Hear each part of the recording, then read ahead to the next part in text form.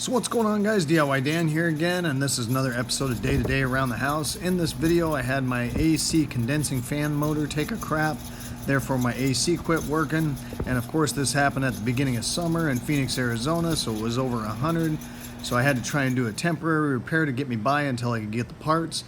So I'm going to go over what you can try to keep it going while you get the parts, how to replace this condensing fan motor, and what happens when this fan stops working, so you understand how critical it is that you get it fixed as soon as possible. So we do have a home warranty on our house. However, when we made that phone call, they couldn't get to it for about a day and a half. We did call a couple other places and they said about the same thing. And at that point, I decided to go ahead and try and replace it myself. I got my wife working out of the house, plus I've got saltwater fish tanks that I couldn't allow to overheat. It took about $150 and about 3 hours of my time. And I'm going to show you how I did it. So let's get to it. So here is a chapter index, guys, of what I talk about and at what times it happens. So if you don't need to watch the whole thing, you can bypass to what you don't need to see, so I don't waste your time. So right here you can hear the noise that condensing fan motor was making, plus it would intermittently not turn on when the unit kicked on. And of course this happened at about 7 o'clock one evening when everybody was closed and I could not get the part till the next day. So my AC unit is a Goodman manufacturing. However, the concept's going to be pretty much the same for most brands. So my AC unit is in my dog run, and just to keep the dogs away from it, from messing with anything, peeing on it, I have a fence built around it. So just removing that real quick. I started removing all the screws that hold the lid to the AC condensing unit. Now keep in mind, I was trying to keep this unit running as long as possible because it was summertime. My wife works out of the house. Plus I have my saltwater fish tanks. So I was trying to do a lot of the disassembly while it was still running, which is probably not the best idea. Once I got all the screws off, there's going to be an electrical box by your AC unit. You should be able to lift that box up and there should be a master disconnect. So right here I just pulled that out and that shut down all the electrical to your AC condensing unit so you can mess with it without the fear of being electrocuted. If you want to take it one step further, you could also pull that electrical cover off and test your voltage where it comes into the AC unit. This is the voltage before pulling out that master disconnect, and this is the voltage after. And I'm checking that voltage right where the power goes into the AC unit at the contactors. I lifted the lid and spun the fan blade on the motor. That should free spin, and you can see it was dragging down and stopping rather quickly, confirming the fact that the bearings or bushings were going bad in that motor, and that's what I was hearing. I took some spray lubricant and sprayed the bushing just to see if I could loosen it up a little bit and put it back together temporarily while I got the motor. That didn't really help much, but it was worth a shot, and it did make it through the night so I could get the parts the next day. The next morning I went ahead and disassembled it so I could take the motor with me to make sure I got the right part. The motor was extremely hot and I could barely touch it compared to the rest of the unit. So I removed the couple screws that I attached the lid with the night before, and I removed a couple more screws that were holding the electrical cover on. I lifted the corner of the lid up carefully so I could see which wires were running to that fan motor. If you can't see exactly which wires they are going through that hole, just tug on them from inside the condenser and watch them on the other side to see which ones they are. 2 of these wires went to a capacitor, and I used a insulated screwdriver with gloves to discharge that capacitor by touching all of the different terminals to each other a couple of times each. You want to make sure you do this before trying to remove any of those wires. The fan motor that was on my unit had 3 wires. So I just traced those wires and removed them one at a time, taking a picture of each one so I knew exactly where they went to. There was a purple wire and a brown wire that went to the capacitor, and then there was a black wire that went to the circuit board. Your unit might have a 4-wire fan motor, and if that's the case, just make sure you take a note of where that extra wire is and disconnect that one as well. Once removing all 3 wires that were going to the fan motor, I fed them through the hole and lifted up the lid carefully to remove it. I set the lid assembly on 2 outdoor chairs so I could access the top and bottom of the motor easily. I removed the fan blade by using a crescent wrench and then tapping on the shaft a little bit while lifting the fan blade off. I removed the screw that was holding a piece of PVC to protect the wiring. Then I flipped the lid over and removed the 4 nuts that were holding the motor to the lid assembly. I removed 2 of the nuts completely and then loosened the other 2. Then got a glove because that fan motor was still very hot, and finished removing those 2 while grabbing the motor from underneath. I went ahead and fed those wires out of the PVC so I could take that motor with me to get the new one to verify it was the right part. So before taking off to go get the new fan motor, I did clean off my condenser coil using a garden hose, and then I went ahead and set 4 fans inside the condenser, blowing air across it to dissipate the heat so I could plug it back in to give my wife a little bit of air while I was gone. Now this is obviously not as efficient as the regular fan, obviously, but it did stay on longer, and I'll explain why that is and why it still did some cooling really quick. Okay, so this is a very basic diagram of how the AC system works. Inside your condenser coil, which is the big unit on the ground or possibly on your roof, you have the compressor. The compressor is pumping and it's creating a very hot gas as it leaves the compressor. The whole point of the cooling fan is to cool the Freon down as it goes through all the coils, and it turns that hot gas into a liquid. As it leaves the condenser, it's going to go around and you have an expansion valve. The expansion valve is going to turn that warm liquid into a very cold gas. The cold gas is going to go through the evaporator. The evaporator fan takes your inlet air from your air filters in your house. The fan blows it across that very cold coil, and that's what gives you your cold air that goes out and the ducting that goes to each one of your rooms in your house. As it goes through the evaporator, it goes from a very cold gas to a cool gas, back to the compressor, and starts that cycle all over again. If your condenser fan quits or is not operating at full speed, the pressure and temperature in this coil will get very hot and kick the high side switch on and off consistently and ruin your compressor. Now, my temporary fix of putting all those box fans inside that condensing unit was basically trying to take the place of that fan, and obviously wasn't as efficient, so I'm sure the compressor kicked on and off more than it should, but I guarantee you it didn't kick on and off as much as if I had tried running it without those fans on that condenser. So the fan motor I was able to get was a bi-directional motor. You can make it go either direction, so I set them side by side and noticed the rotation of the old motor and compared it to the new motor. Now for this one, to make it go counterclockwise, the yellow needed to be hooked to the purple and the brown needed to be hooked to the orange. Now that is how this one came wired. However, if it was wrong, all you would have to do was unplug these, switch the wiring to the other colors that it says, and you'd be good to go getting that other direction. I basically read everything on this motor because there was another important piece of information. There's a plastic plug that needs to move from one side to the other if I was mounting it in the position that I am. And that's basically to keep water from going into the top of the motor and shorting it out.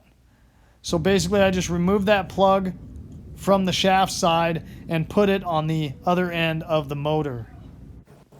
Now we are ready to install that motor on the lid. So I removed the 4 nuts on the mounting studs and set the motor in place, trying to time the wires that were coming out of the motor as best I could to that sleeve that was holding the wires. 2 of the 4 wires on that new motor already had spade connectors on them, and I had to hook a piece of tie wire to those to pull them through the PVC sleeve. Now I could have just cut them off and re-crimped ends, but this was just as easy to do. I pulled those through one at a time and then fed the other 2 wires through after that. Using some large zip ties, I tied up the wires that were for changing the direction on the motor to keep them as tight as I could against the motor, basically so they are not getting brittle in the sun. They are under the main part of the cover of the lid. There was an extra ground wire also, and I just put that to one of the bolts that was holding the motor in place. I started all 4 of the nuts, and they also had lock washers, and snugged them down by hand. Since this motor was universal, there was 4 long studs on the shaft side of the motor as well. I did not need those, so I ended up cutting those off with a grinding wheel to make it so I could mount the fan at the same height as it was on the old motor. There will be a flat side on the shaft of the motor, and that is where your jam nut on the fan blade goes. I set the fan in place on the new motor, making sure that it's on the same direction that you took it off. I used one of the ends that I cut off a zip tie to measure how high from the top of the old motor to where the bolt was tightening down on the shaft. Then use that to set the fan height on the shaft of the new motor. And tighten down that jam bolt. Then double checked it one more time when I was done tightening it down. After that, even though it probably wasn't necessary because there was room for the rest of that shaft on there, I did cut it off and grind the end down a little bit so there was no sharp edges. After getting all that done, I recommend giving that fan a good spin. Make sure nothing feels like it's obstructing the fan, that it's spinning freely. Making sure none of the wires could get up into the fan blade if a zip tie gets brittle and breaks off eventually. After checking that, I went ahead and flipped the lid over so I could finish tightening down the 4 nuts that are holding the fan to the lid. I did use the grinder to cut those a little shorter so I could put a socket on it because I did not have a deep socket at the time. Then I also anchored that PVC sleeve that was there to protect the wires and put that screw back in. Then all that's left is installing the lid back on the condensing unit. So since I had been running that with those box fans, I went ahead and pulled the power disconnect back out, and using that same screwdriver, I discharged the capacitor again. The wires on the new motor were a little bit shorter than the ones on the old motor, so instead of lengthening those out, I decided to just drill another hole with a hole saw and just run them through that hole instead of having the extra connections and extra points of failure. I started drilling the hole from the side with all the electrical wires on it, so I'd made sure that I would not hit any of the wires when I went through, and then I finished it off going the other direction so I did not have as many sharp edges. Then I put that rubber grommet in that hole to protect the wires from those sharp edges. I removed all the fans from inside the condensing unit so I could set the lid assembly on and hook up the wiring. So one thing I should have done when I went to get the new motor was pull the old capacitor off as well, because I did not realize that was a dual capacitor. So they gave me a capacitor just for the fan motor, but the capacitor that was on my unit was a dual run capacitor, and it was in control of the fan and the compressor. Now I could have just still used that old capacitor, but being as though I've got a new motor, I did want that new capacitor on there. So I decided to anchor that new capacitor and just reuse the old capacitor to still run the compressor. Now being as though the old motor was a 3-wire and this one is a 4-wire, the wiring was a little different. Now obviously if you replaced it with a 3-wire, you would just hook the wires up exactly the way you took them off. The 4-wire motor is in case you have 2 separate capacitors, which is basically what I'm turning this into. So right here you can see that the line voltage is the purple and the black on the old motor, and on the new motor it is black and yellow. So sorry about the glare on this, didn't notice it till after I was already done putting this back together. And that little swirly Q worm is basically representing alternating current, in other words line voltage. So therefore the black wires are the same on both motors, and the yellow on the new motor is taking place of the purple on the old motor. So that being said, the black wire on the new 4-wire motor is going to go to the same place the black wire was with the old 3-wire motor. So I went ahead and crimped a female spade on that and hooked that back up to the circuit board. The yellow wire is going to take place of the purple wire on the old motor, and is going to go to the exact same place on the old capacitor that purple wire was on. So I crimped a female spade on the yellow wire and hooked it up. Then we have the brown wire, and this is the symbol for a capacitor. So the brown wire is going to the capacitor, and on the new motor it says cap, meaning the capacitor, and it's brown also. So the brown wire on the new motor is going to go to the exact same place as the brown wire on the old motor, which was on the capacitor. So if you were just reusing the old dual run capacitor, it would have gone right here. However, since I decided to run that separate capacitor, instead of putting it on that dual run capacitor, I put it on one leg of the new capacitor that I got.